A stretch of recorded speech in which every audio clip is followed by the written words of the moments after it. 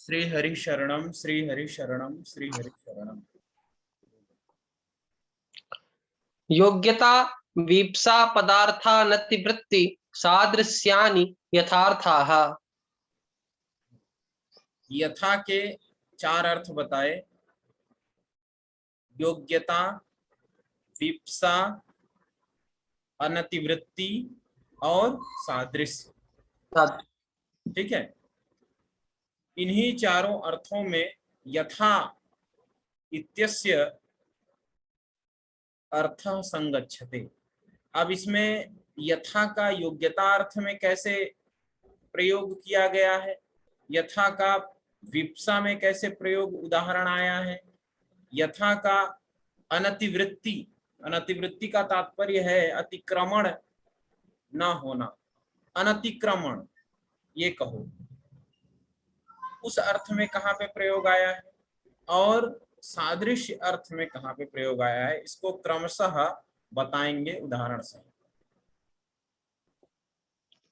अनुरूपम रूपस्य योग्यम इत्यर्थः। अनुरूपम,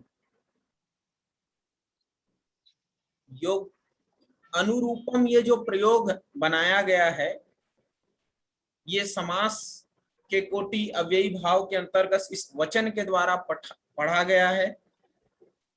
इसका विग्रह क्या किया गया? रूपस्य योग्यम, रूपस्य योग्यम, रूप के योग्य है, ये रूप का योग्यता इस स्थिति है, रूप के योग्य है, तो रूपस्य योग्यम अनुरूपम, यहां पर अनु ही उस अनु के साथ रूप का समास हो गया है ना, अनु का रूप के साथ समास हुआ है, और योग्य अर्थ में यहां पर लाया गया है। तो उदाहरण क्या दिया है? अनुरूपम। हाँ, अनुरूपम, योग्यस्य रूपम अनुरूपम। ठीक है, अनुरूपम रूपस्य योग्यम इत्यर्थः। अर्थम अर्थम प्रति प्रत्यर्थम।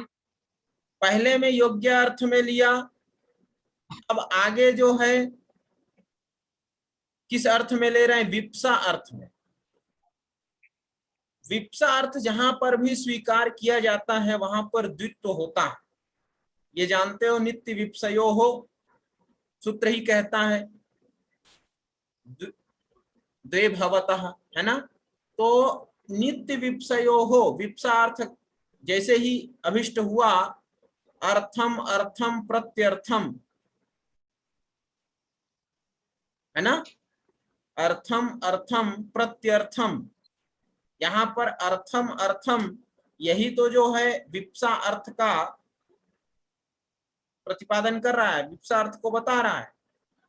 तो प्रति के साथ अर्थ का समास हो गया, तो प्रत्यर्थम सुबंत के साथ समास इन्होंने किया है।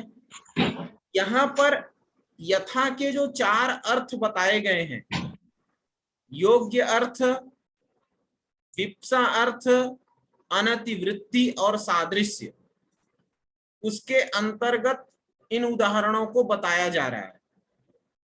पहला उदाहरण बताया अनुरूपम, योग्यस्य रूपम अनुरूपम, यही है, रूपस्य जी, योग्यम अनुरूपम, रूपस्य योग्यम अनुरूपम, तो योग्य अर्थ को लिया गया, और उसके बाद आगे बोला अर्थम अर्थम प्रत्यर्थम, तो यहां पर भी अर्थम अर्थम प्रत्यर्थम के साथ विप्सा अर्थ में समास हुआ, जैसे पदम पदम प्रतिपदम। हाँ बोलिए। तत्वबोधिन्याम लिखितम वृत्तौ वीप्सांतर्भावान्न द्विर्वचनम। किमर्थम द्विर्वचनम न भवति? तत्वबोधनी में कह रहे हैं कि विप्सा, क्या बोले, फिर से बोलो। प्रत्यर्थम इति हाँ, वृत्तौ वीप्सांतर भावान्न द्विर्वचनम। विप्सांतर भावात, है ना, विप्सा के अंतर्भाव में ही होने के कारण द्विर्वचनम। विप्सांतर भावात, विप्सांतर से अभावात लिखा है कि विप्सांतर भावात लिखा है? वीप्सांतर भावात।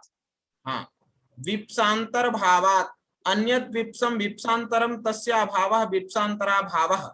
माने विप्सा से अतिरिक्त ना होने के कारण द्विवचन कहने की आवश्यकता नहीं है, वो द्विवचन स्वयं गतार्थ है। ठीक है ना? अंतर्भावः इत्यत्र विप्सायाः अंतर्भावः। हम्म। वृत्तौ वीप्सांतर भावात न द्विर्वचनम। हाँ, प्रति शब्दस्य इति यत्वाहुः ग्रामस्य वृक्षं वृक्षं प्रति इत्यत्र सापेक्षत्वेन समासाभावे द्वितीया विधानं सावकाशमिति। भाई अर्थम अर्थम प्रति किया आपने, विग्रह किया, तो प्रति के साथ अर्थ का जब समास आप कर रहे हैं और इस तरह से आप विप्सा अर्थ को ले रहे हैं, तो प्रति के साथ तो कर्म प्रवचनी संज्ञा लक्षणेत्थम भूताख्यान विप्सासु प्रति परिणाम सूत्र के द्वारा गतार्थ है। तो इस बात को ये कहना चाह रहे हैं कि प्रति के साथ विप्सा अर्थ में ही यहाँ पर स्वीकार्य है। विप्सा अर्थ होने के कारण ही यहाँ पर समास के अंतर्गत स्वीकार किया गया है। समास नहीं होता तो वहां पर कर्म प्रवचनी संज्ञा तो सावकाश है, पहले से प्राप्त है, क्योंकि वृक्षम वृक्षम प्रति विद्योतते विद्युत, ऐसा वहां पर आया है लक्षण अर्थ गम्यमान होने के कारण। तो वहां पर तो प्रतीक योग में कर्म प्रवचनी संज्ञा करके कर्म प्रवचनी युक्ते द्वितीय सूत्रेण द्वितीय किया गया है। तो ये केवल और केवल विप्सा अर्थ को स्वीकार करके समास के अंतर्गत इसको माना जा रहा है। यदि हम विप्सा अर्थ को स्वीकार नहीं करते तो प्रति की तो कर्म प्रवचनी संज्ञा पहले से प्राप्त है ना? क्या कह रहा है से बोलिए। प्रति शब्दस्य इति यत्वाहुः हाँ, ग्रामस्य वृक्षं वृक्षं प्रति इत्यत्र सापेक्षत्वेन समासाभावे द्वितीया विधानं सावकाशमिति। यदि समासस्य अभावः स्यात् चेत् तत्र कर्म प्रवचनी युक्ते द्वितीया इति सूत्रेण द्वितीया विभक्ति तु भवत्येव, तस्य सावकाशः वर्तते। सावकाशो नाम प्राप्तिः, अवकाशः, उसकी तो प्राप्ति द्वितीया हो ही रही है कर्म प्रवचनी युक्ते द्वितीया, इससे, क्योंकि कर्म प्रवचनी संज्ञा होगी और कर्म प्रवचनी संज्ञा का फल होगा। लेकिन किस पक्ष में? समासा भावे, समासा भावस्य पक्षे। ठीक है ना? समासा भाव में तात्पर्य क्या निकला? तात्पर्य ये निकला कि यदि विप्सा अर्थ हम करेंगे तो समास की कोटि में उसको पदम पदम प्रतिपदम, जैसे आपने कहा, उसी तरह अर्थम अर्थम प्रत्यर्थम, इस तरह विप्सा अर्थ में यदि विप्सा अर्थ नहीं होगा तो स्वाभाविक रूप से समास नहीं होगा। जब समास नहीं होगा तो द्वितीया का चरितार्थ तो कर्म प्रवचनी संज्ञा के द्वारा हो ही गया है। ठीक है ना? बात समझ में आ रही कि नहीं? तन्न नित्य समासेषु सविशेषणानां वृत्तिर्न इत्यस्या प्रवृत्तेः। हाँ, क्या कहा? फिर से कहो एक बार। ग्रामस्य वृक्षं वृक्षं प्रति इत्यत्र सापेक्षत्वेन समासाभावे द्वितीया विधानं सावकाशमिति तन्न नित्य समासेषु सविशेषणानां वृत्तिर्न इत्यस्य अप्रवृत्तेः।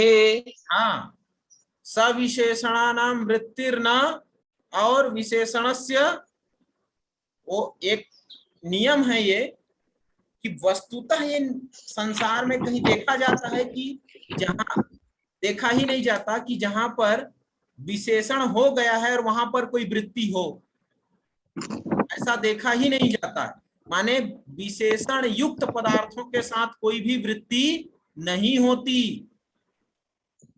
समझ में आ रहा है ना? वृत्तस्य विशेषण योगो न। अब वृत्तस्य विशेषण योगो ना, अब यदि वृत्ति हो गई, पंचवृत्ति है ना, पंचवृत्तयः, पंचवृत्तयः है ना व्याकरण में, कृत तद्धित समास एक हाँ से सनाद्यंत धातु रूपा। पंचवृत्तयः। तो वृत्तस्य विशेषणो न असविशेषणानाम वृत्तिर, तो मतलब यही है कि विशेषणों के साथ वृत्ति नहीं, और वृत्त जब कोई वृत्ति हो गई है तो उसमें कोई विशेषण नहीं, ठीक है ना? तो इसीलिए इस पंक्ति को लगा रहे हैं कि ग्रामस्य वृक्षम विद्योतते विद्युत, इस वाक्य में सावकाश तो हो गया, द्वितीय चरितार्थ हो गया, कर्म प्रवचनी युक्त द्वितीय इत्यादि स्थल में यहाँ पर द्वितीय हो गया है। आगे फिर बोल रहे हैं कि क्या बोले, वृक्षम वृक्षम प्रति तत्र सापेक्षत्वेन समासाभावे हाँ द्वितीय विधानम सावकाशमिति सावकाशमिति अग्रे तन्न तन्न, सावकाशमिति नित्य तन्न, उसको हम नित्य सावकाश, समासेश हाँ सावकाश हमको नित्य सम, स्वीकार नहीं करेंगे, क्यों? क्योंकि नित्य समास में, नित्य समास कहाँ होता है, नित्य समास कहाँ होता है, अश्वपद विग्रह में। कहाँ होता है? अश्वपद विग्रह। अश्वपद विग्रह। अश्वपद विग्रह किसको कहते हैं? अन्येन पदेन विग्रह, अन्येन पदेन अन्येन पदेन अन्येन समासः। पदेन समासः। हाँ अश्वपद विग्रह, यथा अन्यस्मिन् अर्थे विग्रह भवति, एवकारेण विग्रह मात्र पदेन समासः, प्रातिपदिकार्थ लिंग परिमाण वचन मात्रे इत्यत्र। तो अश्वपद विग्रह, तो अश्वपद विग्रह जो होता है वो नित्य समास होता है। तो इसलिए कह रहे हैं कि नित्य समासे, क्या कहा, नित्य समासेषु सविशेषणानां वृत्तिर्न इत्यस्य अप्रवृत्तेः। अप्रवृत्तेः, नित्य समास में ये नियम ही है कि नित्य समासे सविशेषणानां वृत्तिर्न वृत्तस्य विशेषणो। तो सविशेषणानां वृत्तिर्न, ये नित्य समास में गतार्थ है ही है। तो ऐसा भी आप नहीं कह सकते कि द्वितीय चरितार्थ है सविशेषणानां वृत्तिर्न भवति। अगर आपने विशेषण लगा दिया है तो वहां पर तो वृत्ति की प्राप्ति ही नहीं है, समास की प्राप्ति ही नहीं है। और यदि समास कर दिए हो तो वहां पर फिर विशेषण की प्राप्ति नहीं है, ये नियम भी है। इसलिए आप ये भी कह रहे हैं कि सावकाशम इति, वो ठीक है सावकाश है, लेकिन यदि समास की प्राप्ति है तो अन्य की प्राप्ति नहीं होगी, और यदि अन्य विशेषण है तो विशेषणस्य सविशेषणानाम वृत्तिर्न। यह सिद्धांत मूल है। मूल का मतलब ये भाष्यकार, ये वचन वाचनिक है, आया है, ये महाभाष्य इत्यादि स्थल में कई जगह ये आया है कि सविशेषणानाम वृत्तिर्न और वृत्तस्य विशेषणो, है ना? तो इसलिए इसके द्वारा भी हम इसको संगति कर सकते हैं। अर्थम अर्थम प्रति प्रत्यर्थम मूले प्रतिशब्दस्य वीप्सायां कर्म प्रवचनीय संज्ञा विधान सामर्थ्यात् तद्योगे द्वितीया गर्भम वाक्यमपि। द्वितीय गर्भम वाक्यम मतलब उसके पेट में द्वितीय तो उपस्थित है ही है। अर्थम अर्थम प्रत्यर्थम, वही प्रत्यर्थम। तो अर्थम अर्थम प्रत्यर्थम में यहाँ पर तो कर्म प्रवचनी युक्त द्वितीय लगेगा ही, द्वितीय सावकाश हो ही रहा है, क्योंकि विप्सा अर्थगतार्थ होने के कारण उपस्थित हो रहा है। तो अगर हम विप्सा अर्थ कह रहे हैं तो द्वितीय जो विभक्ति आ रही है उसके गर्भ में उपस्थित तो है ही है। माने अर्थम अर्थम प्रति अर्थम जब करते हैं आप तो अर्थ के साथ प्रति है ना, तो अर्थम अर्थम प्रत्यर्थम में विप्सा अर्थ ले रहे हो भले ही, लेकिन द्वितीय जो है उसके पेट में घुसा हुआ है, तभी तो अर्थम अर्थम कर रहे हैं। इसीलिए कह रहा है कि द्वितीय यहाँ तस्य गर्भे उपस्थितत्वा, क्या लिखा, प्रतिशब्दस्य वीप्सायां कर्म प्रवचनीय संज्ञा विधान सामर्थ्यात् तत् योगे द्वितीया गर्भम वाक्यम अपि। हाँ द्वितीय गर्भ वाक्य है ही है ये, क्योंकि प्रति के योग में द्वितीय को कोई नहीं रोक सकता, सूत्र ही है।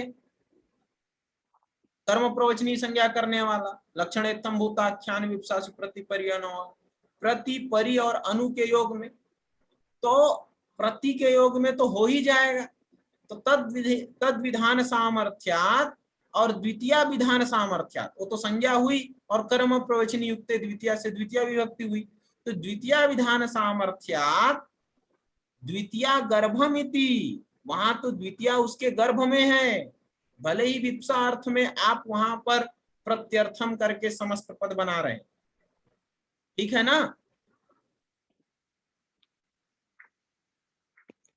शक्तिम अनतिक्रम्य यथा शक्ति।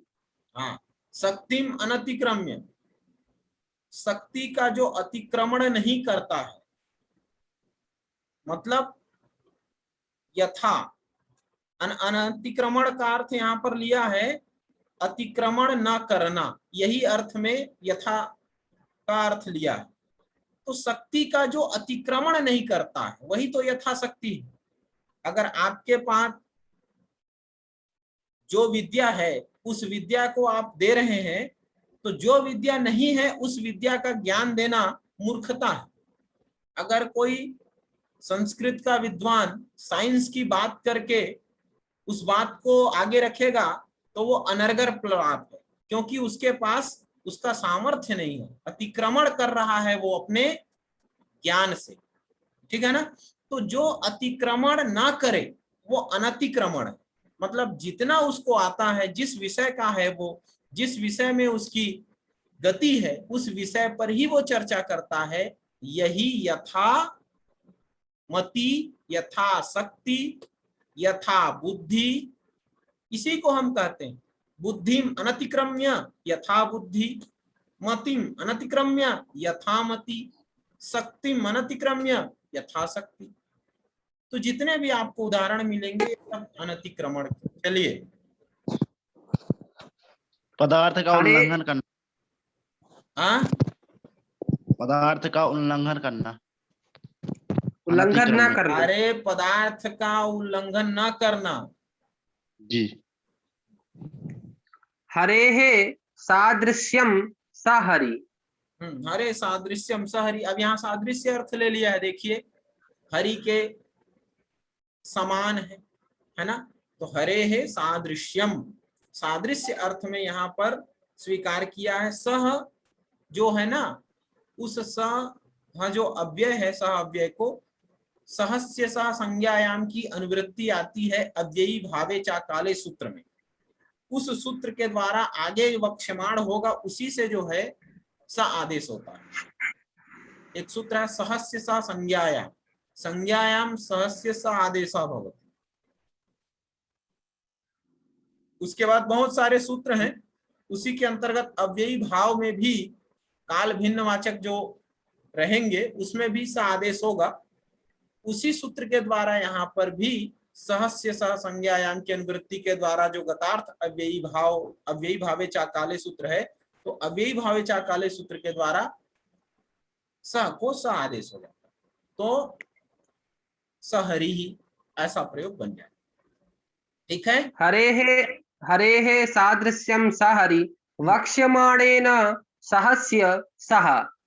हाँ, वक्ष्यमाणेन इदानीम, इदानीम सूत्रेण इदानीम अस्माभिः न कथ्यते, अग्रे वक्ष्यमाणं वर्तते, वक्ष्यमाण का तात्पर्य है उत्पत्स्यमान, अभी जायमान है वो, अभी आया नहीं, आगे आने वाला, इसलिए वक्ष्यमाणेन मतलब आगे आने वाला सूत्र, क्योंकि वच धातु से जो सानच प्रत्यय होता है ना, और यहाँ लृटः क्या सद्वा हुआ है, भविष्य अर्थ में हुआ वक्ष्यमाण, उत्पत्स्यमान, है ना, लृटः भविष्य। सद्वा अनेन सूत्रेण। हाँ, तो लृटा सद्वा, तो लृट जो है भविष्य काल को बताता है, इसलिए भविष्य काल में होने के कारण आगे वो उत्पत्स्यमान है।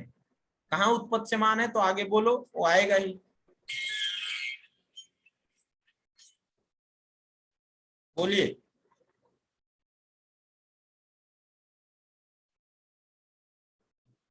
बोलिए।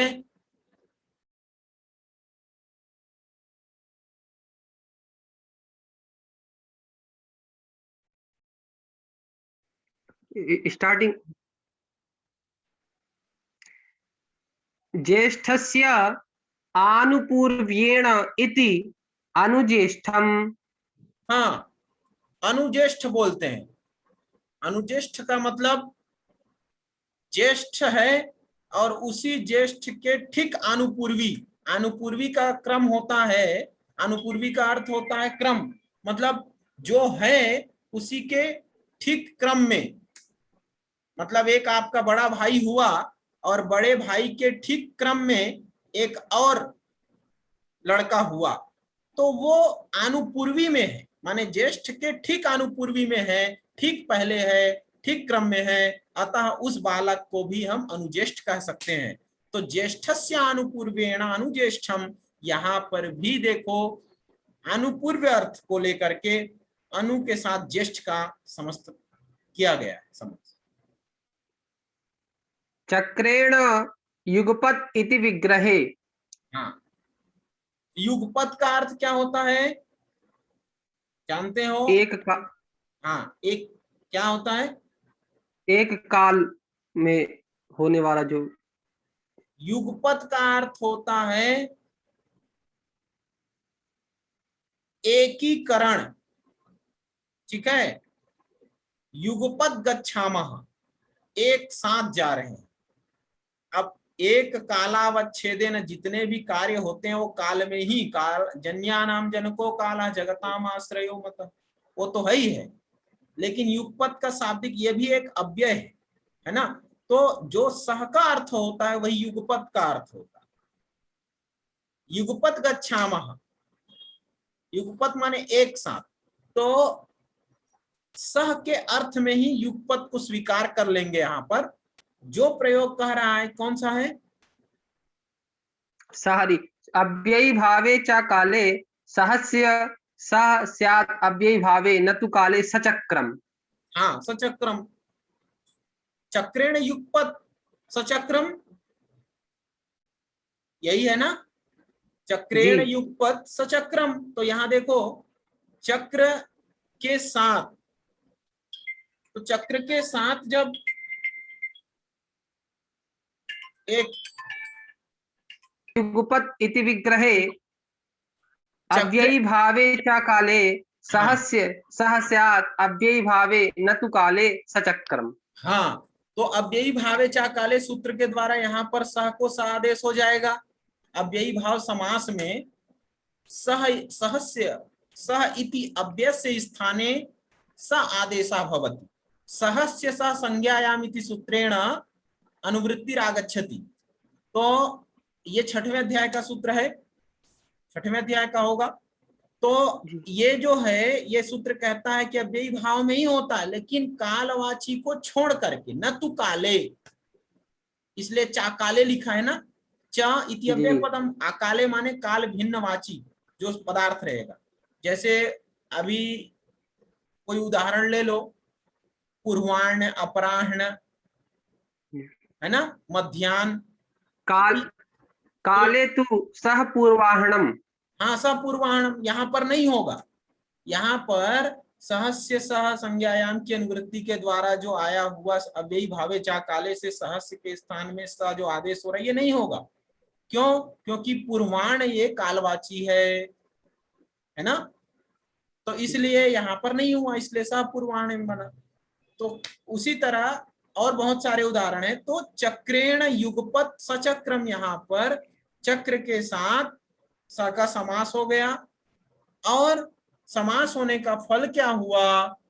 यहाँ पर सह के स्थान में स आदेश हो जाना, और वही युगपत अर्थ में स्वीकार किया गया है सह। चक्रेण में गुरुजी विग्रह जब कर रहे हैं तो तृतीयांत सहयुक्त प्रधान, हाँ सहयुक्त प्रधाने ऐसा मान करके। हाँ, वहां जो सह तृतीया हुई है वो सहयुक्त प्रधाने से ही तो तृतीया हुई है। पुत्रेण सह आगतः पिता, ये जो वाक्य है इसमें क्या होता है? अप्रधाने में ही तो तृतीया हुई है ना। जी किसमें हुआ है तृतीया? जी अप्रधान में। अप्रधान में। तो वही वैसे ही यहाँ पर सह अव्यय पद है, तो सा के योग में तृतीया विभक्ति हुई है, तो वह भी तृतीया सा युक्त अप्रधाने सूत्र से ही हुआ है। अतः अप्रधान में जो तृतीया चक्रेण है वह भी अप्रधान तृतीया को मान। लेकिन यहाँ पर हम समास की बात कर रहे हैं, इसलिए वो कहने की आवश्यकता नहीं है, क्योंकि तृतीया तो सह के योग में जो होती है वो अप्रधान में ही होती है ना, सहयुक्त अप्रधाने। जी। सदृशः सख्या ससखी। ससखी, अब कोई सखी है, सखी अर्थात सखिन मित्र। शब्द से बना है, सखिन शब्द से सखा, सखा सखायु सखाया, है ना। तो मित्र, मित्र के समान, तो मित्र के समान यहाँ पर सदृश अर्थ लिया गया, तो सदृश अर्थ लिया गया तो सह का यहाँ पर पुनः उसी सूत्र से स आदेश करके ससखी प्रयोग बना दिया। ठीक है, क्या विग्रह किया है, विग्रह क्या किया है, सदृशः सख्या। सदृशा सख्या, सख्या तृतीया का एक वचन है जी।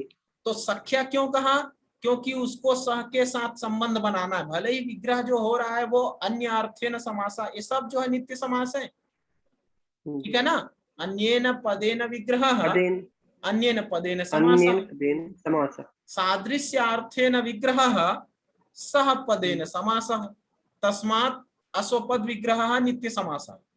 तो इसलिए सदृश अर्थ के साथ समास हो रहा और है सह,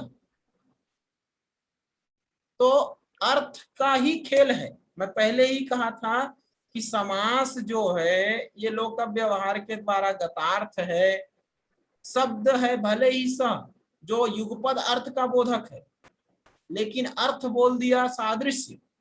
अब सह का सादृश्य अर्थ होना कैसे संभव है, संभव नहीं है, लेकिन ये अर्थ लोक व्यवहार में देखा गया है, इसीलिए सादृश्य अर्थ में स को स्वीकार करके किया गया। लेकिन इसका और मूल कारण ये है कि सादृश्य अर्थ का बोधक भी यथा शब्द के द्वारा बता दिया गया है। योग्यता, विप्सा, अनतिक्रमण और सादृश्य, ये चत्वारः अर्थ जो है बता दिया गया। तो जब सादृश्य अर्थ को बता देने के बाद भी पुनः इस सादृश्य के अर्थ में इसको स्वीकार करना, इसका प्रतिफल क्या है, क्या कहना चाह रहा है, इसको भी वो थोड़ा सा संकेत कर रहा है कि वस्तुतः यथा शब्द का सादृश्य के साथ समास नहीं होता। मतलब सादृश्य अर्थ में यथा का समास नहीं होता, समझ रहे हो ना। यथा का जो अर्थ है वो सादृश्य है, लेकिन सादृश्य अर्थ में यथा का समास नहीं होता है। इसमें प्रमाण क्या है, तो अभी आगे वाला सूत्र जब आएगा वो ही यथा सादृश्ये तत्र असादृश्यम लिखितम, असादृश्य अर्थे गम्यमाने यथा इत्यस्य अव्ययस्य सुबन्तेन सा समासः। यथार्थत्वेनैव सिद्धे हाँ, पुनः सादृश्य ग्रहणम गुणभूतेपि सादृश्ये यथा स्यात् इत्येवम् अर्थम। यथा शब्द के अर्थ में सादृश्य गतार्थ हो गया है, तो फिर सादृश्य अर्थ को स के साथ करने का अभिप्राय क्या है, तो वो इसी बात को कह रहा है कि गुणभूतेपि यथा प्राप्ति स्यात्। गुणभूते, गुणभूत में भी यथा प्राप्ति, कुछ स्थल ऐसे हैं जहां पर भी इसकी उपस्थिति हो जाए, इसीलिए जो है किया गया है। जैसे एक उदाहरण देगा, क्या उदाहरण है, यथार्थत्वेनैव सिद्धे पुनः सादृश्य ग्रहणम गुणभूतेपि सादृश्य यथा स्यात् इत्येवम् अर्थम। फिर क्षत्राणाम संपत्ति अर्थ में है यहाँ। हाँ, उदाहरण छत्राणाम, क्या लिखा है, छत्राणाम संपत्ति संपत्ति सक्षत्रम, सछत्रम, तो छत्राणाम क्षत्रियों का जो संपत्ति है ना, सछत्रम, तो यहाँ पर गुणभूत अर्थ को लिया गया है। गुणभूत में भी स्वीकार, गुणभूत का तात्पर्य यही है कि जैसे यहाँ संपत्ति अर्थ लिया गया है, तो ये जो संपत्ति अर्थ है यही अर्थ में भी विशेष रूप से हो जाएगा। इसीलिए भले ही सादृश्य अर्थ जो है बता दिया गया वहां पर, लेकिन यहाँ पर भी उसको स्वीकार किया गया सह के साथ, उसका कारण यही है। इसलिए यद्यपि सिद्धे सती आरभ्यमाणो विधि नियमाय, तो यही नियम बता दिया कि यहाँ पर गुणभूत में भी प्राप्ति होती है समास की तदर्थ में। इसीलिए छत्राणाम संपत्ति ही सछत्रम यहां पर हो जाएगा। छत्र का सह के साथ देखो तो सह को सस आदेश हो गया सादृश्य अर्थ में गुणभूत होने के कारण, अन्य जगह में नहीं होगा, केवल कुछ स्थल में। अत्र संपत्त्यर्थे समासः। हाँ, संपत्त्यर्थे समासः स इत्यस्य छत्र इति पदेन सह छत्रम। रिद्धेः आधिक्यम समृद्धि। समृद्धि किसे कहते हैं? जिसके पास रिद्धि की आधिक्यता हो, जिसके पास धन संपदा की आधिक्यता हो, वही तो समृद्धि है ना। तो रिद्धेराधिक्यम समृद्धि। अब यहाँ क्या अनुरूपम रिद्धेः आधिक्यम समृद्धि अनुरूपम आत्म भावः संपत्तिः इति भेदः। क्या लिखा? अनुरूपम आत्मभावः संपत्तिः इति भेदः। अनुरूपम आत्मभावः संपत्तिः इति भेदः। संपत्ति और इसमें अंतर बता रहा है वो कि अनुरूपम आत्मभावः, आत्मभाव, आत्मभाव का मतलब सहर्ष जिसको स्वीकार कर लिया जाता है, तो अनुरूपम आत्मभावः संपत्ति, यही कहा ना जी। रिद्धेः आधिक्यम समृद्धि हाँ, अनुरूपम आत्मभावः संपत्तिः इति भेदः।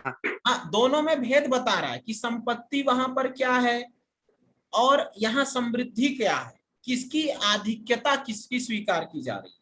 तो रिद्धेराधिक्यम समृद्धि तत्वस्तेव, किंतु हाँ समृद्धि तो है ही है, लेकिन जहां पर अनुरूपम आत्मभाव, आत्मानुरूपम जो स्वीकार किया गया वही संपत्ति है।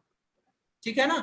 तो इसमें दोनों में भेद बता रहा है, क्योंकि रिद्धि माने होता है संपत्ति भी अर्थ लोग करने लगते तो अर्थ का अनर्थ हो जाता, फिर बार बार उसी अर्थ की पौनः पुण्य न उसका विवेचन करना पड़ता। इसलिए दोनों में भेद करने के लिए आत्मानुरूपम संपत्ति करके भेद कर दिया। तृणम अपि अपरित्यज्य सतृणम अस्ति।